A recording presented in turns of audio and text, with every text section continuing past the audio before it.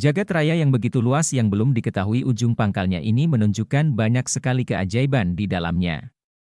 Masih banyak misteri yang belum terungkap oleh manusia. Sedikit pengetahuan yang diketahui oleh manusia tentang jagat raya sudah menunjukkan bahwa ada zat yang menciptakannya. Di antara keajaiban di jagat raya yang menunjukkan bahwa ada Tuhan yang Maha Pencipta adalah 1. Big Bang. Salah satu pertanyaan yang ingin diketahui oleh manusia jawabannya selama ribuan tahun adalah tentang bagaimana alam semesta ini ada. Berbagai mitologi pun berkembang untuk menjelaskan asal-muasal alam semesta ini. Berbagai keyakinan dan pemikiran dari berbagai bangsa dan budaya juga tidak luput membahas hal ini. Tidak hanya para teolog dan filsuf, para ilmuwan pun ingin mengetahui bagaimana alam semesta ini ada. Maka kemudian disusunlah berbagai teori dan juga penelitian untuk mengetahui jawaban dari pertanyaan itu. Pada tahun 1929 Edwin Hubble menggunakan teropong bintang terbesar di dunia untuk mengamati galaksi-galaksi di alam.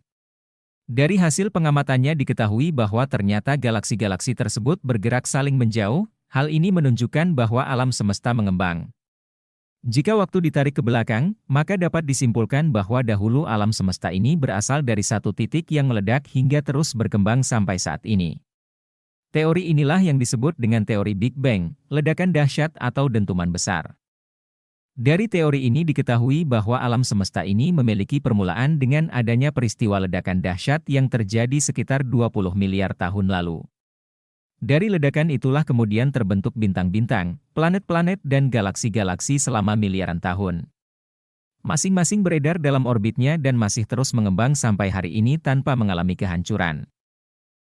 Ledakan sangat panas yang menjadi awal kelahiran alam semesta pada saat peristiwa Big Bang diharapkan masih meninggalkan jejaknya di alam. Maka para ilmuwan pun berusaha mencari bukti sisa-sisa dari peristiwa ini.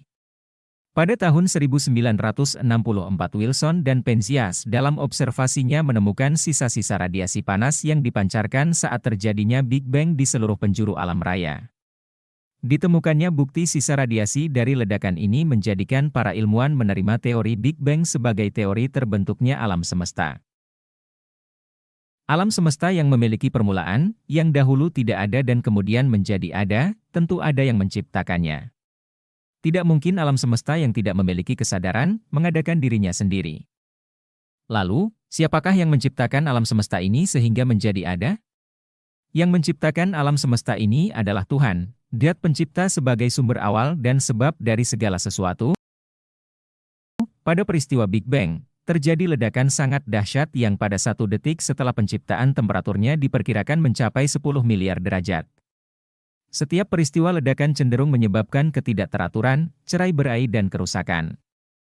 Namun ledakan yang terjadi pada peristiwa Big Bang berbeda, ledakan itu menghasilkan tatanan yang teratur. Hasil dari ledakan itu adalah terbentuknya planet-planet, bintang-bintang, sistem tata surya dan galaksi-galaksi yang masing-masing beredar menurut orbitnya. Hal ini menunjukkan bahwa ada yang mengontrol ledakan itu sehingga bisa membuat hasil ledakan Big Bang tersebut menjadi sesuatu yang teratur dan begitu seimbang. Tidak mungkin hasil ledakan Big Bang yang teratur itu adalah hanya kebetulan saja. Peluang peristiwa Big Bang terjadi secara kebetulan adalah sebagaimana peluang ledakan sebuah petasan yang sisa kertas ledakannya menjadi poster seorang artis cantik. Alias mustahil. Maka siapakah yang mengatur dan mengontrol ledakan Big Bang itu? Tentu yang mengatur dan mengontrol ledakan itu adalah Zat yang Maha Hebat, Dia itu adalah Tuhan. Dia pula lah yang telah menciptakan hukum gravitasi dan hukum-hukum fisika lain yang menyebabkan hasil dari ledakan Big Bang tidak berhamburan. Laju dari ledakan Big Bang sangat mendekati angka kritis. Perbedaan yang sangat kecil pada lajunya akan menyebabkan kehancuran. Jika laju pengembangan 1 detik setelah dentuman besar lebih kecil dari 1/100 miliar, maka alam semesta akan runtuh kembali sebelum mencapai ukurannya seperti sekarang. Jika laju pengembangan 1 detik setelah dentuman besar lebih besar dari harga kritis, maka alam semesta akan terlalu mengembang yang akan menjadikannya hancur berhamburan. Hal ini menunjukkan bahwa ada zat yang mengatur secara cermat dan tepat peristiwa Big Bang sehingga ledakan itu menghasilkan tatanan alam semesta yang teratur dan seimbang seperti ini. Siapakah yang mengatur itu semua? Yang mengatur itu adalah Tuhan Zat yang Maha Cerdas. Tuhanlah yang telah mengatur peristiwa Big Bang dengan sangat cermat sehingga tidak terjadi kesalahan sedikit pun dalam penciptaannya. Peristiwa Big Bang menunjukkan bahwa ada yang merancang dan menciptakan alam semesta. Sang perancang dan pencipta alam semesta itu adalah Tuhan. 2. Posisi bumi terhadap matahari. Jarak bumi terhadap matahari sekitar 150.000 km. Jarak ini adalah jarak yang paling ideal agar bumi bisa ditempati sebagai tempat hidup.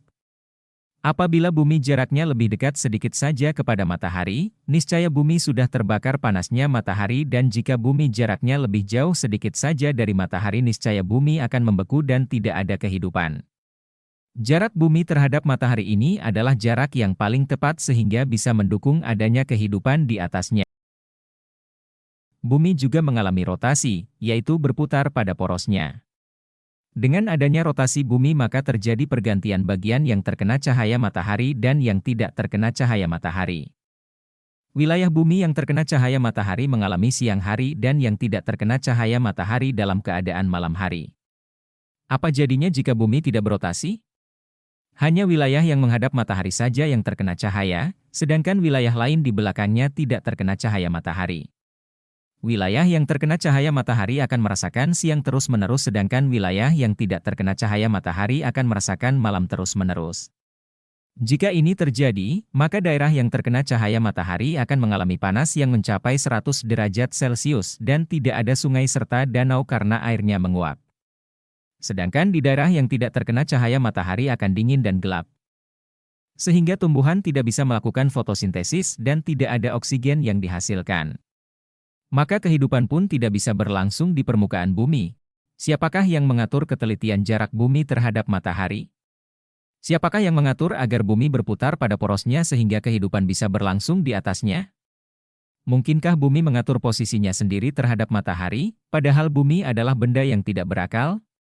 Tentu tidak mungkin, pasti ada yang mengatur posisi bumi terhadap matahari. Yang mengatur posisi bumi terhadap matahari dengan cermat dan tepat adalah Tuhan Maha Pencipta. 3. Atmosfer bumi. Usia bumi diperkirakan sekitar 4,5 miliar tahun. Bumi mengalami proses yang sangat panjang sampai akhirnya bisa dihuni oleh makhluk hidup. Awalnya bumi sangat panas dan belum memiliki atmosfer. Kemudian dengan berjalannya waktu semakin mendingin sehingga terjadilah kerak bumi dan muncul gunung-gunung berapi di permukaannya.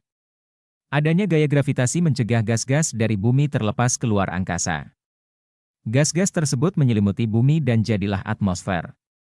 Dahulu atmosfer terdiri dari hidrogen sulfida, metana dan karbon dioksida yang lebih banyak 10 hingga 200 kali lipat dari saat ini. Pada sekitar 3 miliar tahun lalu muncullah makhluk hidup bersel satu yang mampu melakukan fotosintesis dengan memanfaatkan sinar matahari, air serta karbon dioksida dan mengubahnya menjadi karbohidrat dan oksigen. Dengan adanya fotosintesis, maka jumlah oksigen di atmosfer pun semakin meningkat. Saat ini atmosfer bumi terdiri dari sekitar 21% oksigen, 78% nitrogen dan 1% gas-gas yang lain. Adanya oksigen menyebabkan bumi bisa mendukung kehidupan. Atmosfer menyelimuti bumi dan melindunginya dari meteor-meteor besar yang akan menghantam bumi. Meteor-meteor itu terbakar di atmosfer sebelum sampai ke permukaan bumi, sehingga tidak membahayakan kehidupan di atasnya. Atmosfer juga melindungi bumi dari panas matahari yang ekstrim. Atmosfer menyerap sebagian sinar matahari dan memantulkan sinar matahari yang lain keluar angkasa. Dengan demikian suhu di permukaan bumi menjadi hangat dan dapat mendukung kehidupan, tidak terlalu panas dan tidak terlalu dingin. Apa jadinya jika bumi tidak memiliki atmosfer? Bumi akan dibombardir oleh meteor-meteor yang menabraknya dan kehidupan di atas bumi akan hancur. Apa jadinya jika atmosfer menyerap semua sinar matahari? Suhu bumi akan menjadi sangat panas dan tidak memungkinkan adanya kehidupan di atasnya. Apa jadinya jika atmosfer memantulkan seluruh sinar matahari tanpa ada yang diserapnya? Bumi akan sangat dingin dan membeku sehingga tidak memungkinkan ada kehidupan. Mengapa atmosfer bisa dengan seimbang menyerap dan memantulkan sinar matahari untuk mendukung kehidupan? Mungkinkah ini terjadi secara kebetulan? Mungkinkah atmosfer mengatur komposisinya sendiri untuk mendukung kehidupan di bumi? Tentu tidak, pasti ada yang menciptakan dan mengatur atmosfer agar bisa mendukung kehidupan di permukaan bumi. Yang menciptakan dan mengatur atmosfer adalah Tuhan Yang Maha Pencipta.